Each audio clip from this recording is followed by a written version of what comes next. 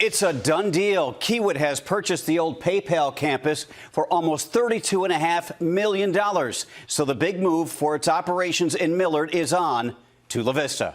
The sign in front of the building known as Plat 1 now reads Kiewit. You can't miss the logo as you drive along Interstate 80 near Giles either. The construction and engineering firm headquartered in Omaha is taking over both buildings that were once bustling with PayPal workers.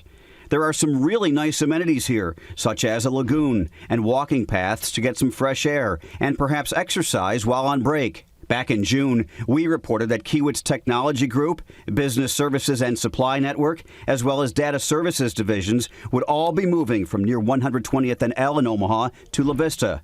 The buildings and lots have resembled a ghost town ever since PayPal downsized and sent many workers home during the COVID pandemic. PayPal told me their ways of working have evolved. So, too, have their office needs.